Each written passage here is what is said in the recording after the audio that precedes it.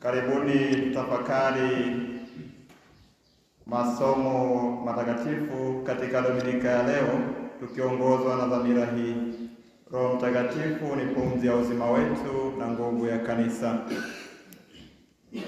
Leo Mama Kanisa anaadhimisha kwa furaha kubwa sherehe ya Pentekoste, yaani siku ambayo Roho Mtakatifu aliwashukia mitume na kulizindua kanisa rasmi kwa ulimwengu.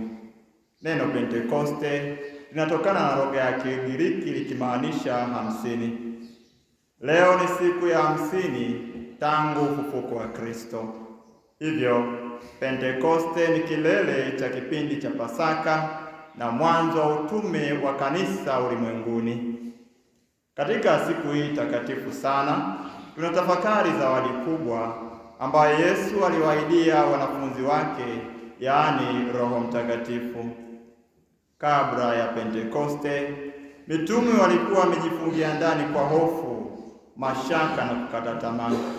Lakini baada ya kumpokea Roho Mtakatifu walibadilika kabisa.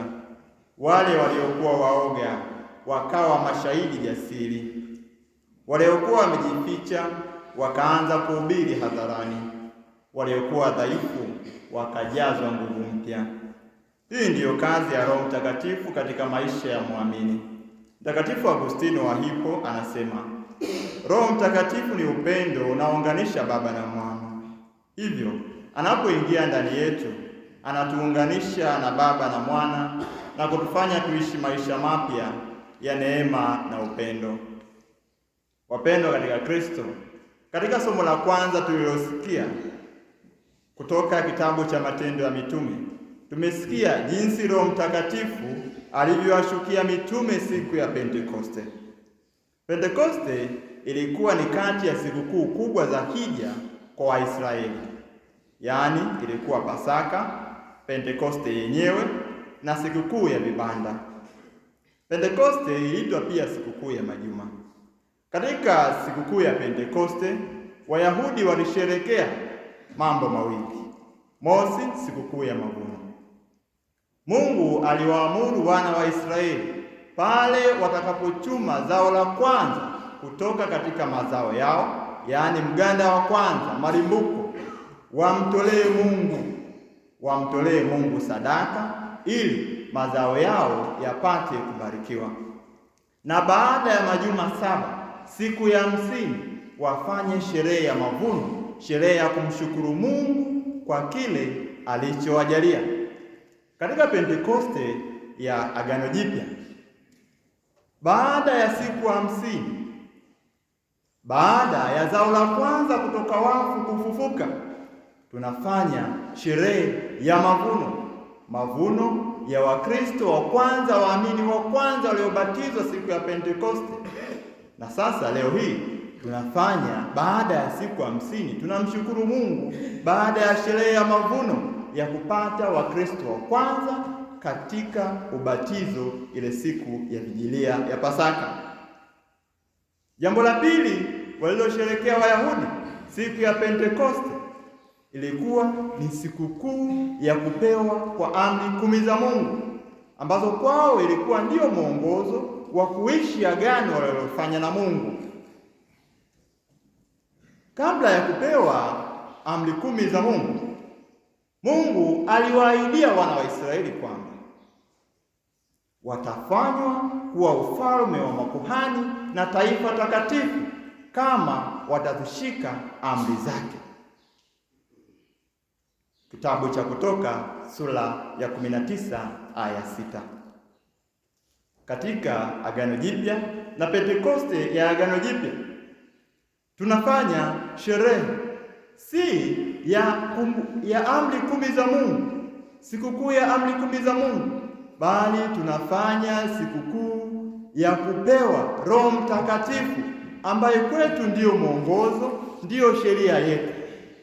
Kama wale wana wa Israeli walipofanya kumbukumbu ya kupewa amri 10 za Mungu, na ikawa ndio mwanzo rasmi wa taifa lao takatifu, na sisi leo tunafanya sherehe ya mwanzo wa kanisa, mwanzo wa taifa takatifu la Mungu. Katika Pentekoste ya Wayahudi walipokuwa wanasherekea kupewa kwa amri 10 za Mungu na kukumbuka lile agano walilofanya na Mungu, wanakumbuka pia tokeo la Bwana katika mlima Sinai, jinsi Mungu alivyowatokea kuonyesha kwamba yupo pamoja nao. Mungu alishuka katika moto. Tunasoma kumbukumbu kutoka kitabu cha Kutoka sura ya 19 aya ya 18.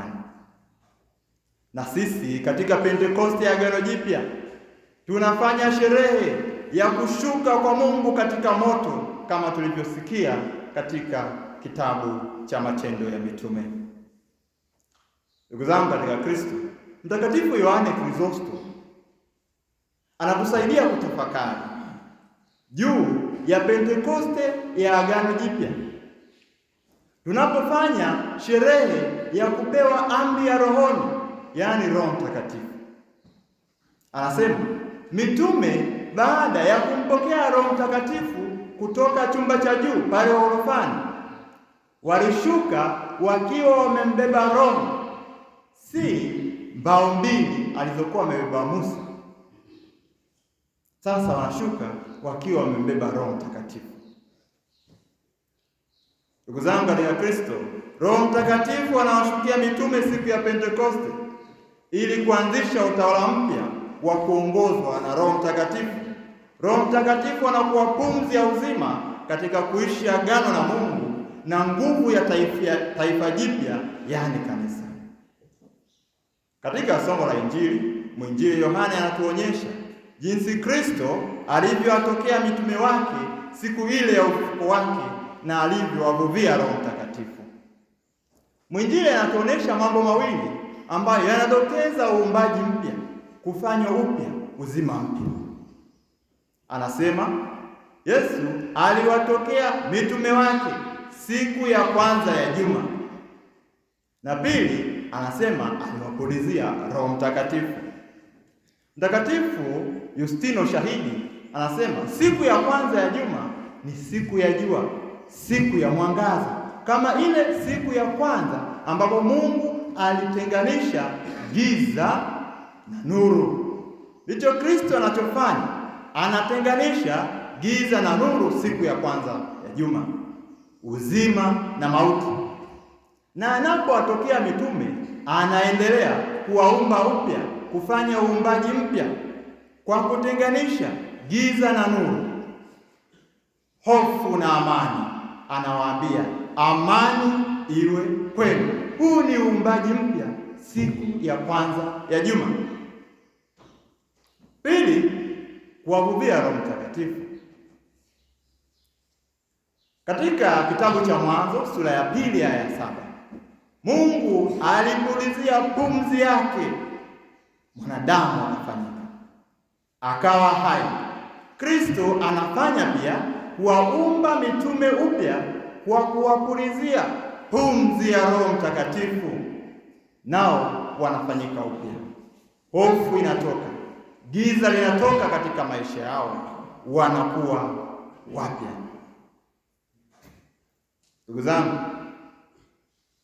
Kristo anawavuvia Roho Mtakatifu mitume na kuwapulizia pumzi ya uzima na kuwatuma kama wamisionari, ili kwa pumzi ile ile walioipokea siku ya kwanza ya juma ya ufufuko wake wawe wamisionari, wawe mitume wa kuwaondolea watu giza na utumwa wa dhambi. Anawaambia wowote mtakao waondolea dhambi wameondolewa. Ndio utume ambao wanakabidhiwa. Katika somo la pili, Mtume Paulo anatuonyesha lengo la utendaji wa Roho Mtakatifu katika maisha ya muamini na karama zake katika jamii ya waamini. Roho Mtakatifu hukaa na kutenda kazi ndani yetu ili tuweze kumshuhudia Kristo na kumwamini Kristo kuwa ni Bwana, na kwa kuamini tupate uzima wa milele. Mkristo anayemwamini Kristo kwa maneno na matendo, na jumuiya inayomwamini Kristo kwa maneno na matendo itatumia karama ambazo imejaliwa kwa ajili ya kufaidiana. Tukitumia karama ambazo tumejaliwa kwa ajili ya kufaidiana, tutamtukuza yule ambaye ametujalia karama hizo, na tutasaidia kuleta uzima katika jumuiya tunazoishi, na kanisa litaendelea kupata nguvu, kwa sababu kila mmoja anatumia kile alichojaliwa kwa kufaidiana. Wapendwa katika Kristo, Roho Mtakatifu ni pumzi ya uzima wetu na nguvu ya kanisa, kwa sababu yeye pekee ndiye sababu ya uzima na nguvu yetu tulionayo. Mafanikio yetu na uzima tulionao unatoka kwake.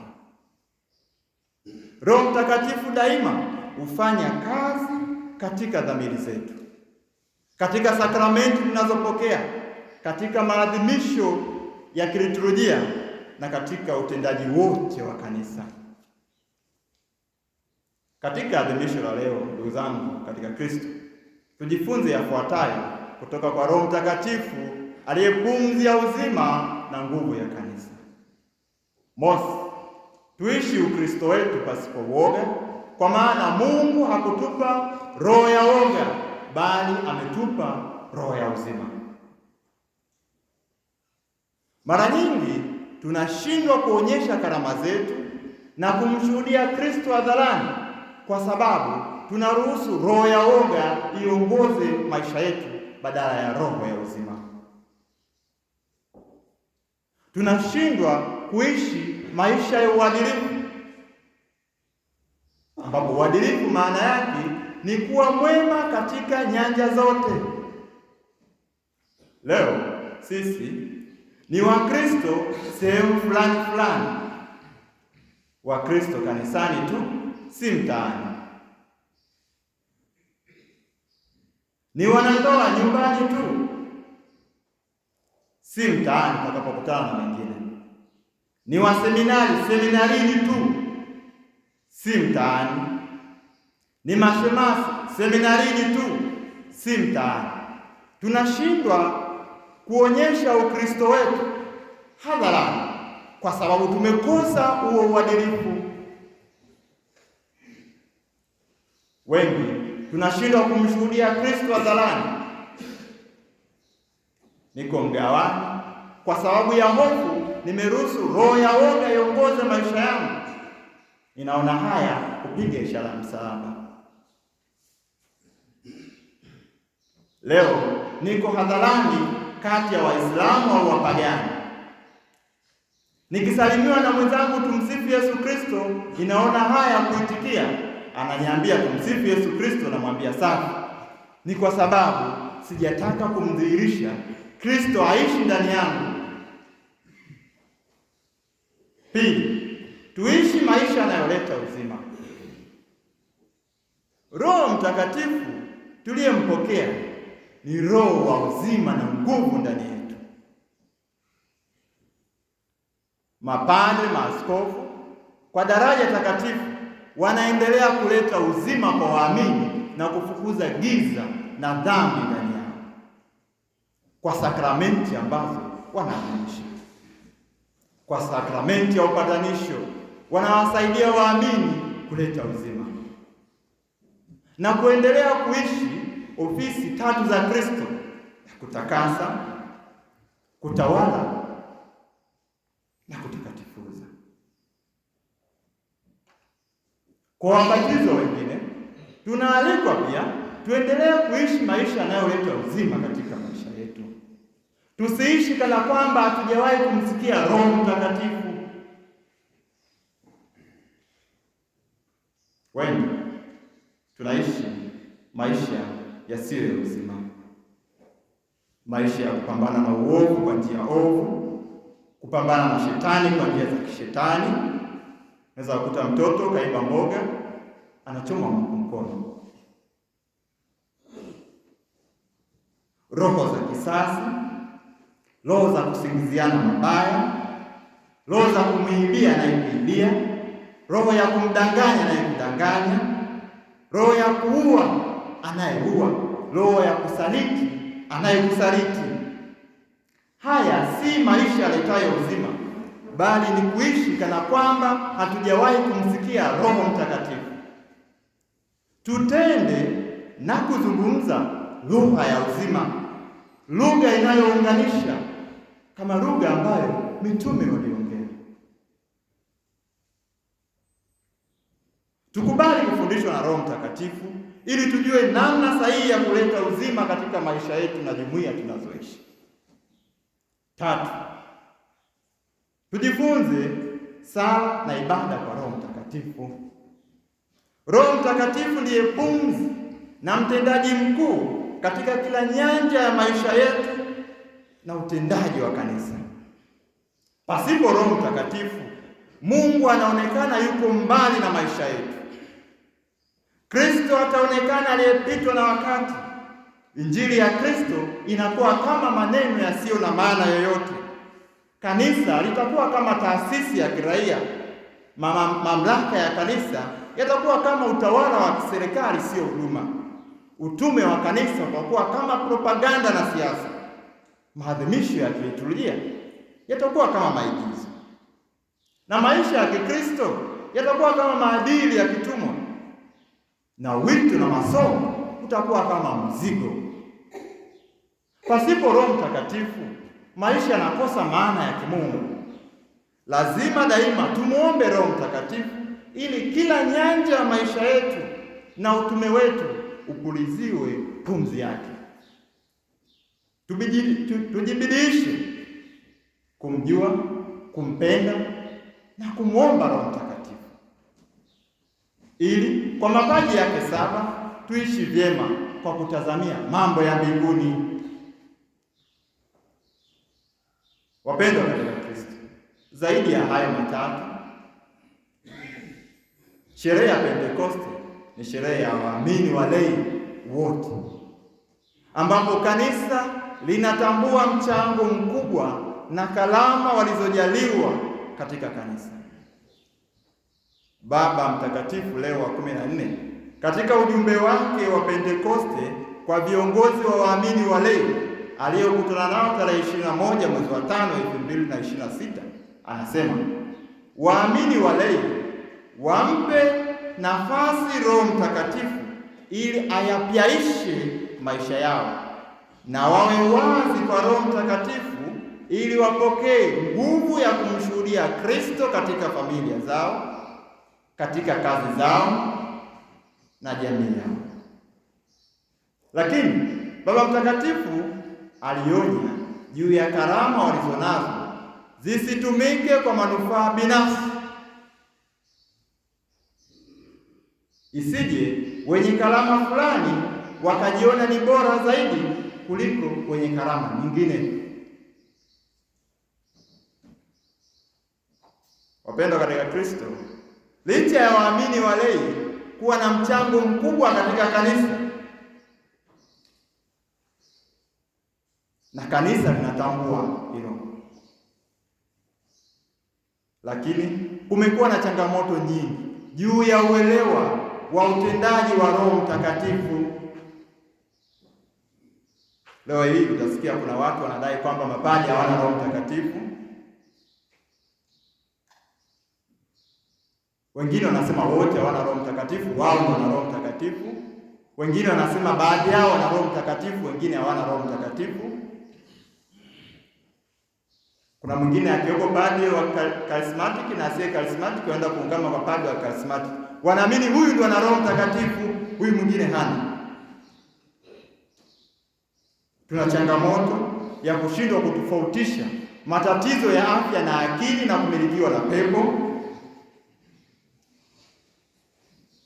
Tumekuwa na changamoto ya kuwaadaa watu kwa kunena kwa lugha, kumbe ni udanganyifu. Tumekuwa na changamoto ya fujo kanisani na kufanya kanisani kama sehemu ya maburudisho. Tumekuwa na vikundi vya uamsho ambavyo kimsingi haviamshi ila vinafanya harakati kanisani. Kumekuwa na vikundi ambavyo vinafanya kazi ambayo si yao, imewekwa rasmi kwa wale wenye daraja takatifu. Watu wanapaka kuta za kanisa mafuta ya krisma. Huku kote ni kushindwa kuelewa utendaji wa Roho Mtakatifu katika kanisa. Tunashindwa kutofautisha uingaji wa pepo na ushirikina, na bahati mbaya zaidi tunaofanya haya mambo yazidi kuendelea si waamini walei sana, ila ni kwa sababu ya wale ambao tunajua utendaji wa Roho Mtakatifu, tunaamua kufanya biashara na Roho Mtakatifu. Tunaamua kucheza na matatizo ya watu. Haya yote hayaleti uzima ndani ya kanisa. Kama wachungaji na wengine wachungaji wa baadaye, tutoe mafundisho sahihi juu ya utendaji wa Roho Mtakatifu ili kanisa liendelee kuwa moja na lenye nguvu, ili utume wa kanisa uendelee kupata maana na wenye nguvu. Wapendwa katika Kristo, tumuombe Mungu Baba ili daima Roho wake aendelee kutupa pumzi yake na nguvu katika maisha yetu.